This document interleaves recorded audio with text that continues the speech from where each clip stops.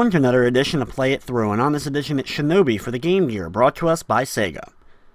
While most versions of Shinobi were based on the arcade game, this version was actually a completely different and new game created by Sega.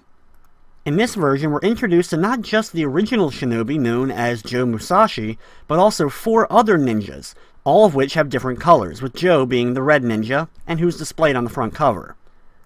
The storyline basically goes that evil has set up in an area known as Neo City, and each of the ninjas was sent out individually in order to take out this problem. However, they've lost contact with all the ninjas but Joe, and now Joe must go and save the rest of the ninjas, and also launch an assault on Neo City. So here we go with Shinobi for the Game Gear.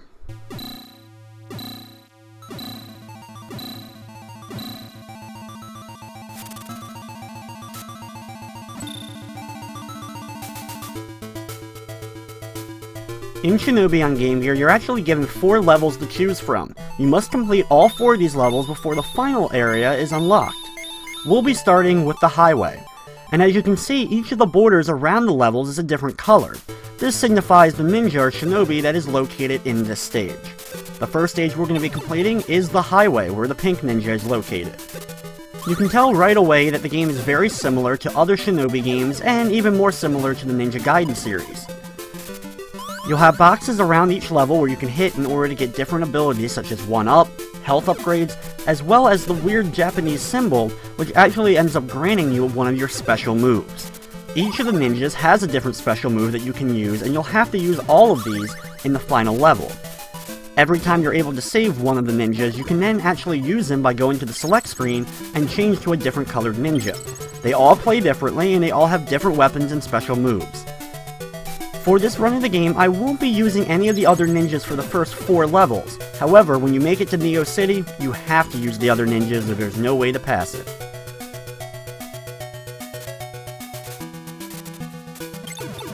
While a large majority of enemies can be taken out with a single hit from your sword, some will take multiple hits, flashing once you deliver the first hit, and then a couple seconds later you'll be able to deliver the second.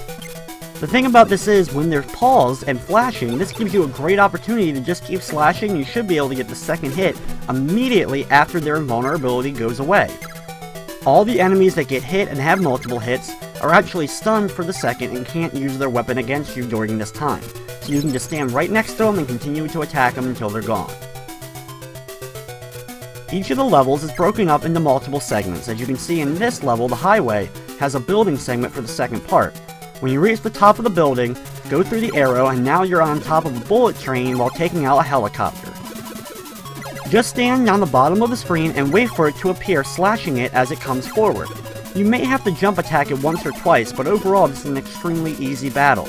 Every time you deliver a hit to the helicopter though, it'll go right through you and won't hurt you as long as it's flashing. You'll also have to dodge a couple of the exploding kamikaze guys that will climb up the side of the train and explode when they reach the top. But for the most part, these guys shouldn't be too much trouble, and you'll be able to save the pink ninja quite easily.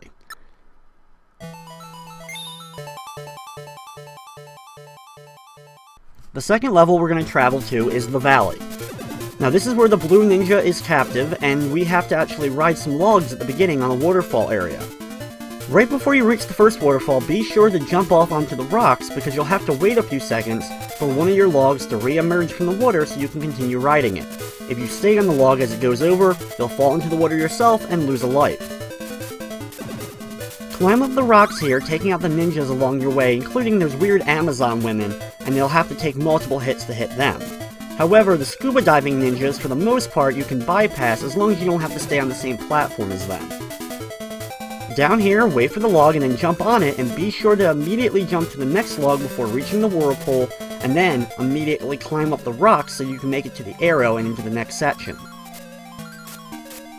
In the second part of the stage, watch out for these goop ninjas that are kind of like just floating around the bottom in a puddle, and then when you get close they'll then form and actually attack you. However, they attack once and then immediately go back into the puddle, so you really don't have to fight them. Just wait for them to attack once and dodge that, and then just walk over them and continue on the level. During this segment, you'll have to walk behind some netting in some areas, and this causes the screen to go dark. This can definitely cause you to have a little bit of trouble seeing the enemies while you're behind the net, mainly the bounce and spike ball enemies that for the most part, I try to just dodge their attack one time by letting them jump over me, and then just walk past them without actually having to deal with them. Standing there and trying to fight them sometimes can cause some other enemies to end up hitting you, as well as them being able to bounce in kind of sporadic patterns and allowing them to hit you. For the boss, climb up this waterfall and attack the ninja in the air. This ends up being the easiest boss in the game, as you can just walk off the top rock and hit, and then immediately jump back up to the left rock and attack again. Do this back and forth over and over again and you'll have no problem taking out this boss and saving the blue ninja.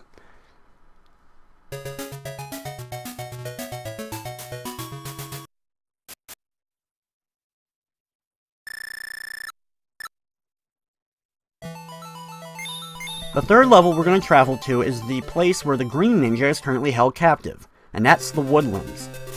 The first area of this place is filled with trees for us to climb on.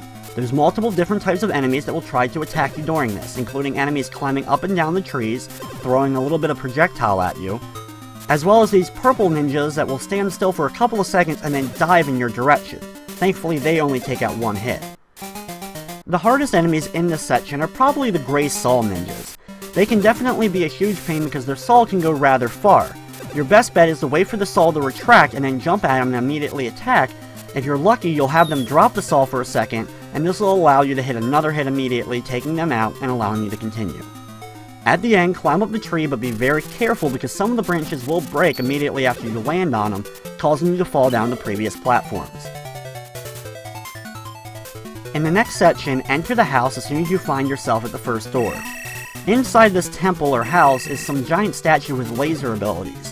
These enemies can be a big pain because they can hit you from a pretty decent distance and can be sometimes hard to hit in the head. Your best bet is to wait for them to fire one laser, then jump at them with a jump attack and take out their head so that you can actually then stand on it and allow yourself to jump up to higher platforms. You'll have to go in and out a few of the different doors amongst this area, but the path is pretty clear of where you have to go. Take out the spinning blade enemy on top of the totem before you actually try to jump up it. These guys are rather simple even at the ones that run at you because your sword can actually go through their blade hitting them while they're still trying to run towards you. When you make it to the top, you'll have to go into the door to the right, but the roof's broken, so instead you'll have to take out the enemy and climb on top of the roof and work your way over to the right, allowing you to drop in on the door and get yourself into the next boss battle. This boss is a giant red head, which is easily the most weird boss we fought so far. After it does a giant swoop, which you can easily stay on the left side of the screen and dodge it, he'll form into 3 ninjas that'll drop down and then jump around. Try to attack them as best as you can, and then after 1 or 2 hits they'll jump up, reforming the head. You can see after a couple of hits the ninja is taken out, and that's one less to deal with. The next time it forms the giant head, it'll have one piece of it missing. Just keep hitting him over and over again until you take out all 3 ninjas, and stay on the far left side of the screen so that you can dodge his attack when he tries to swoop down at you. Once you defeat it, you'll save the green ninja, and we have only one more ninja to save, and that's the yellow one, who's located at the harbor. Be careful at the beginning of the level for these guys who end up throwing bombs in an arcing pattern. He throws 1 or 2 before he then repeats the pattern over again. Your best bet overall is either to just jump over the explosions and ignore them, or when you jump over, attack them from behind, taking them out so you don't have to deal with them. Ride up the hook to this beam and watch out at the end for the fire-breathing guy. After his fire dissipates, immediately run in and attack him before he's able to get some more flames out.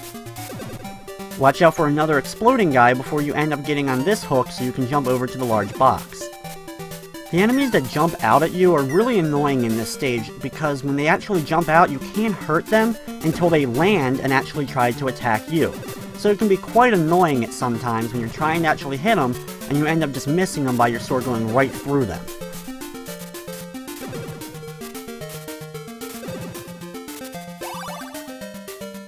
You can see they try to do some nice detail by having the rainfall during this segment. However, I end up finding it just annoying with all the flashing that's going on. When you enter the door, it's time for the final segment of this stage. Jump over the 2 barrels the guy throws out and take him out before he's able to throw out any more. When you get over here, drop down to this platform and then you can see the guy below throwing more barrels. Wait for him to throw again and then try to take him out that way. Continue moving along to the left side of the screen, ignoring the right side that leads to dead ends. Work your way along these boxes, watching out for the enemies that throw the explosions up from above. You may have to take out this one here because it can be quite hard to try to get past him in the short amount of time that he stops throwing explosives. After taking out the second one of him, jump up to the barrels and then onto this platform. You'll have one more barrel throw before you make it to the boss battle. This is the hardest boss by far in the game. He has this large arm that shoots out a large type spike ball.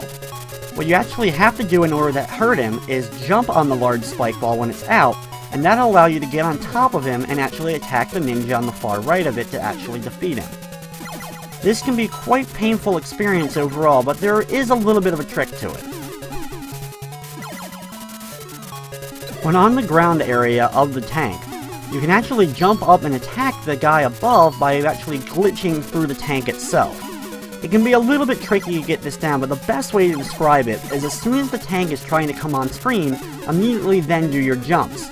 Trying to do it the way that I'm doing it right now by jumping on the arm will definitely take you a while. However, doing it this way will allow you to get a lot more hits. You can see though also you take no damage from being hit by the tank as long as you're in the air as the tank emerges from the right wall.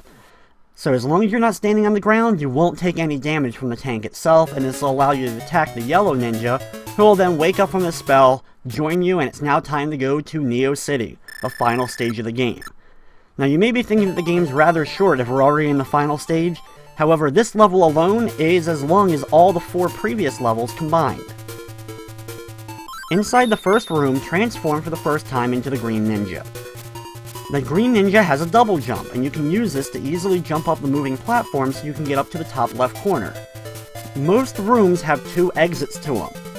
However, I'm going to be using probably one of the more direct routes, however I will show a couple of extra rooms. Go through the left door and this time transform into the Yellow Ninja. The Yellow Ninja has the ability to walk through lightning with his special move, but he can also stand on top of geysers. You can then jump up the set of geysers and make your way slowly up the room until you get to the door in the upper left corner. It'll probably take you a few tries to get used to this. In the next room, switch over to the Blue Ninja. Do a big jump and then for the first time use your special move. This will turn the Blue Ninja into a tornado. Then, work your way immediately downwards so you can get to the door in the lower right before it wears out, causing you to fall on the spikes. You'll then have a rematch against the giant head boss, which as you can see due to the limited palette, is the same color of whatever ninja we are. So in this case he's blue. It's the same boss battle as before and will take you the same amount of time. Just watch out for when he swoops down, and then hit the ninjas as they fall down when he breaks apart. When you beat him, you'll be transported to another room. In this case, you're transported to this blue room where we get to use the Blue Ninja again. You have to jump up the disappearing and reappearing blocks while also using your grappling hook to swing along the middle. It'll take a try or two in order to get used to when you're actually supposed to swing across and which ones you're actually going to land on, because sometimes you'll have to swing immediately back over after you've already swung across real quick in order to get back to the other side before your current block disappears.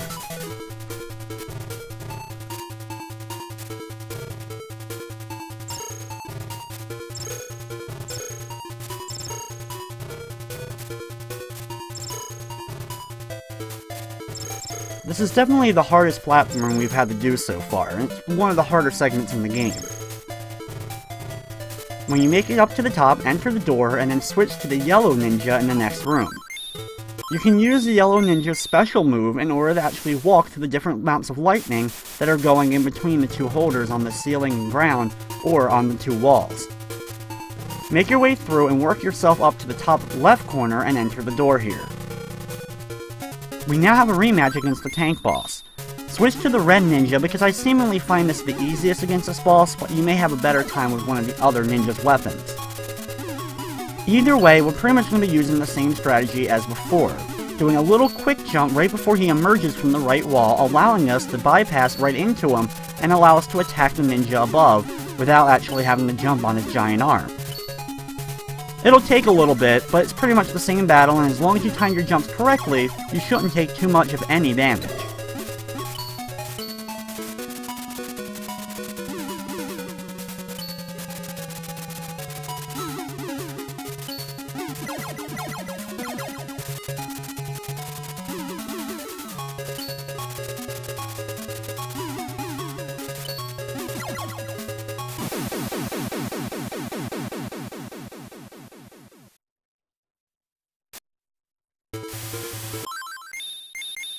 Once you defeat him, you'll be back in the geyser room, so switch to the yellow ninja and work your way up the geysers once again.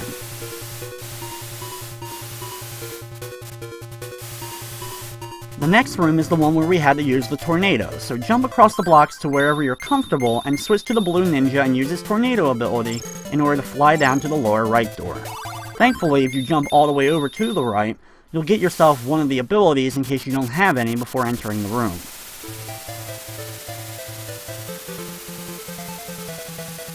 Instead of fighting the boss when you enter the door, you'll instantly be teleported into the hook room again.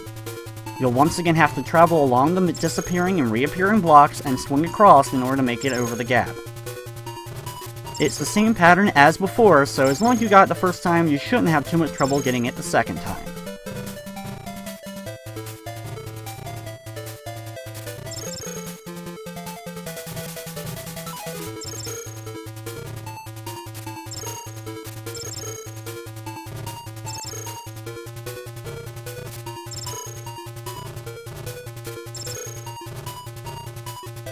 Once you make it to the top, enter the next room to go inside the lightning room again. Use the ability if you have an extra one, but if you only have one left, I suggest just waiting for the lightning to dissipate before trying to rock through it. Instead of going to the left door, instead this time go to the lightning to the right door. This will take you to a different area. This is one of the hardest rooms in the game because you have to do a double jump with the green ninja and use his throwing star ability to take out the enemy on the platform. If you don't time this exactly correct, you'll bounce off the guy and cause yourself to fall on the spikes. At the end, you can choose from one of two doors. In this case, I'm going to be choosing the upper door. Then switch to the blue ninja and swing across a couple of the little hooks in order to make it across to the next set of doors.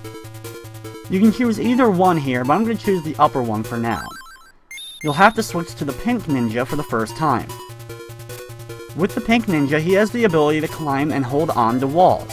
So you can use him to jump onto the ceiling in the little openings so that the spike ball will roll underneath of you. As soon as it rolls past, switch up and jump down, and run across until he's about to come back and jump back up on the ceiling.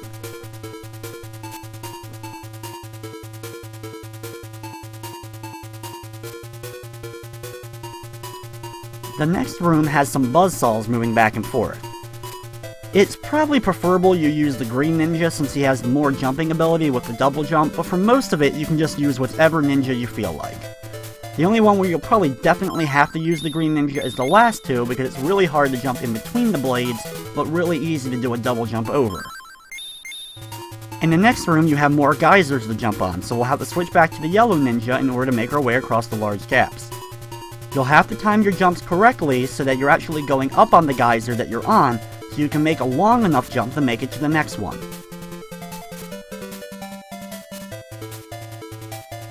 In the next room, you once again have to use the ability of the blue ninja and turn himself into a tornado.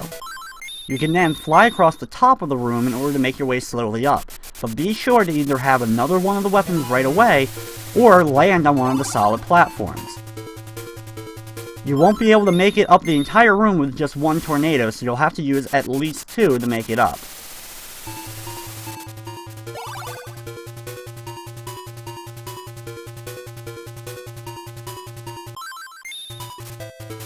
In the next room, switch to the red ninja, and now for the first time use his ability. Stand on the solid column, and then use it to break all the blocks around you. You can then jump down and use another one in order to break the next set of blocks.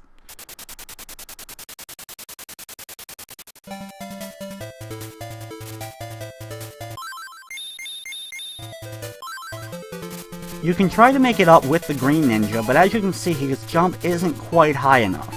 So instead, we'll have to use the blue ninja, and once again use the tornado in order to make our way up.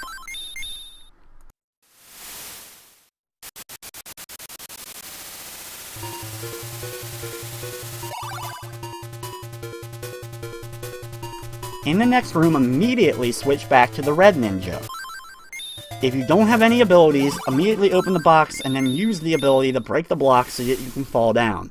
You'll have to keep doing this over and over again to make your way down each of the blocks. Thankfully, they give you another one of your weapons to use each and every time you fall to the next set. Sometimes though, you'll have two boxes to choose from with only one having one of the extra abilities, while the other one first has a bomb, and then the other one has some health to grab.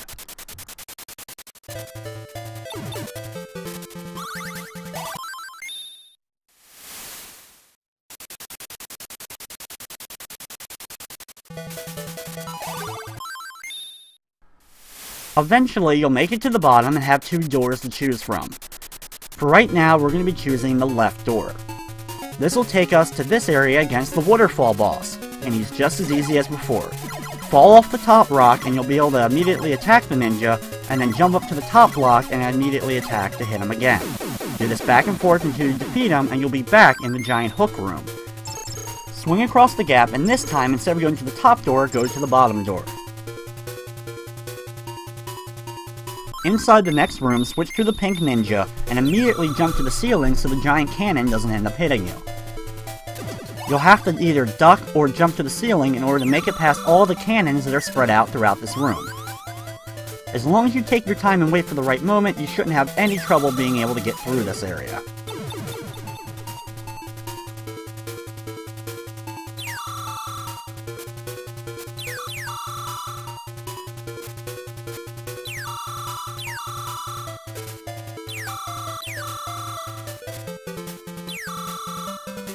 When you go through the door at the end, watching out for the last cannon, you'll be back in this room to use the red ninja. Just use the same strategy as we did before. Use two of his abilities, then the blue tornado to get through the room.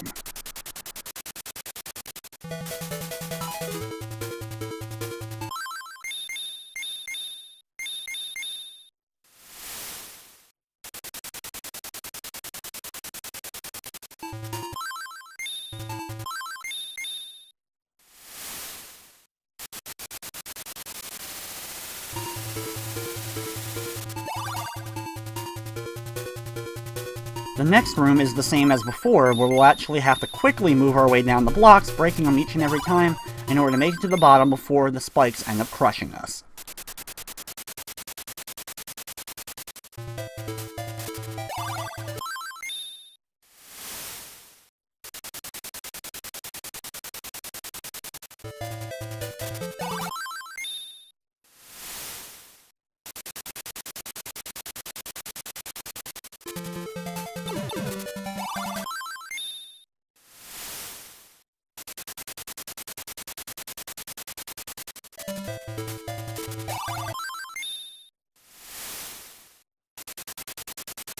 When you make it to the bottom, go inside the right door. You'll be in this weird room where water keeps floating up from the bottom, and you'll have to use the pink ninja's ability as it rises in order to send it back down.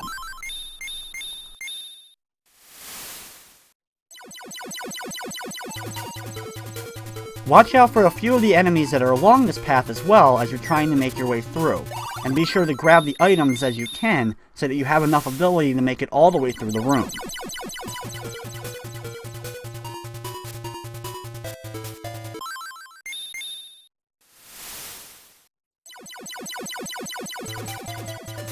In the next room, you once again have to use the pink ninja's ability.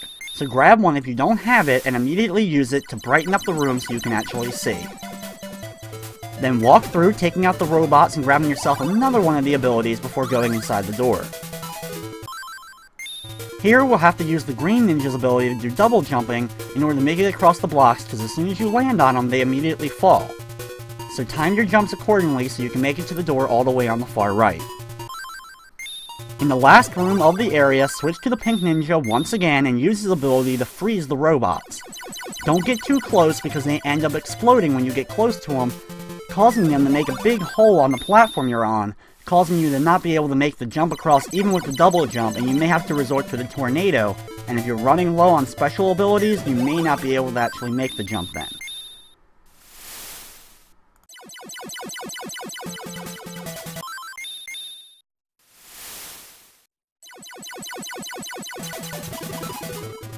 When you make it to the end, it's time for the final boss battle.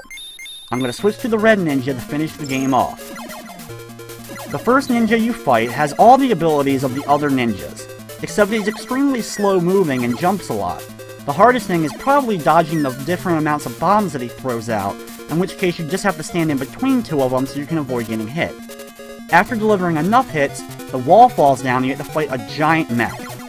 Attack him once or twice by jumping at him and attacking the face, and then dodge the 2 little bits of fireballs that he throws out at the ground that immediately explode when they land.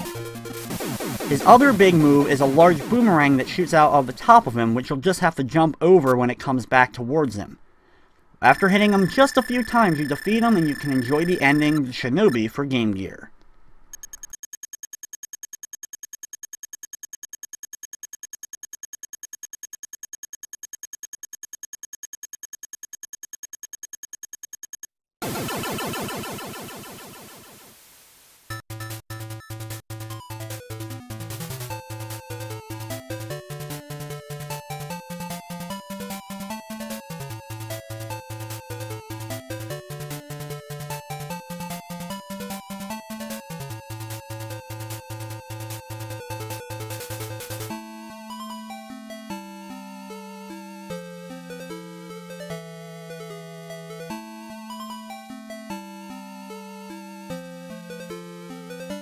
Shinobi for the Game Gear, being an all-new adventure from Sega in the Shinobi series, definitely shows off some cool things, showing off multiple characters for the first time in the series, some different storyline, as well as some other cool abilities and weapons to use.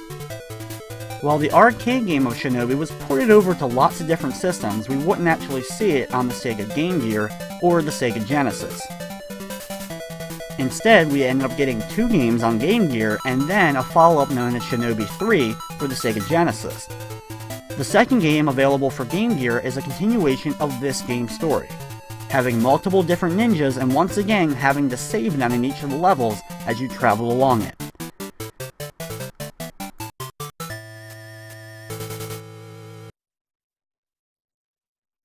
After the Presented by Sega stream, we get our The End. And with that, that's going to wrap up this edition of Play It Through. I'd like to thank you for watching, and of course, I hope you enjoyed.